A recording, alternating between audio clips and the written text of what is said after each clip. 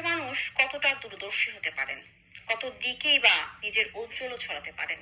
ব্যক্তিভেদে প্রশ্নের উত্তর হয়তো ভিন্ন, কিন্তু নামটি যদি হয় বেগম খালেদা জিয়া, সব প্রশ্নের উত্তরই ছাড়িয়ে যায় সীমা। গণতন্ত্র, মানবাধিকার প্রতিষ্ঠা, স্বাধীনতা, সার্বভৌমত্বের সুরক্ষা, নারীর ক্ষমতায়ন, কোন জায়গায় নেই তার অবদান। আজ সেই মানুষটি চলে গেলেন না ফেরার দেশে।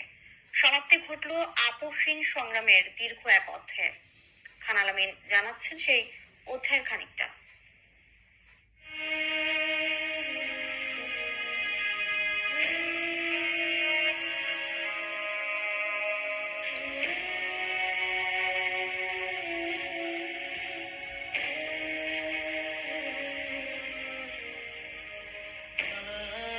আছে দুঃখ, আছে মৃত্যু, নীরব দহন লাগে। মরণ আছে বলেই বিরহ বিষাদে বিষণ্ণ হয় মন।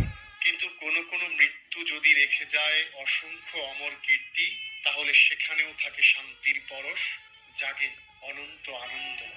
তবু অনন্ত জাগে। তেমনই একটি মৃত্যু হয়েছে।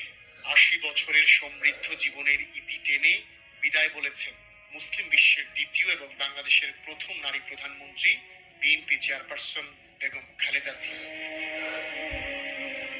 তার বর্ণাঢ্য জীবনের শুরু ১৯৪৫ সালের ১৫ আগস্ট তিস্তা বিধৌত দিনাজপুরের মুদিপাড়ায়। দিনাজপুর সরকারি বালিকা উচ্চ বিদ্যালয় থেকে বিবাহ বন্ধনে আবদ্ধ হন তিনি।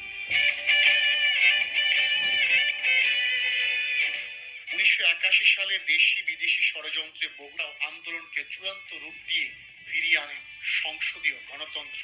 ৯১ নির্বাচনে জয়ী হয়ে দেশের প্রথম নারী প্রধানমন্ত্রী হিসেবে দায়িত্ব নেন বেগম খালেদা জিয়া। ২০০১ সালে ৮ম জাতীয় সংসদ নির্বাচনেও বিজয়ী হয়ে খালেদা জিয়ার নেতৃত্বে তৃতীয়বারের মতো সরকার গঠন করেন বিএনপি। তবে ১১ এবং তার পরবর্তী সময়ে গণতন্ত্র ও মানবাধিকারের পুনঃপ্রতিষ্ঠার লড়াই নতুন করে শুরু করতে হয় বেগম জিয়াকে। জেল, জুলুম, হামলা, মামলায় খালেদা জিয়াকে বিপর্যস্ত করে তোলেন শেখ হাসিনার স্বৈরাচার সরকার। তবে শিক্ষার্থী জনতার আন্দোলনে দেশ ছেড়ে পালাতে বাধ্য হন ফ্যাসিস্ট হাসিনা। আমাদের সামনে যে সুযোগ সৃষ্টি হয়েছে নতুন করে গণতন্ত্রের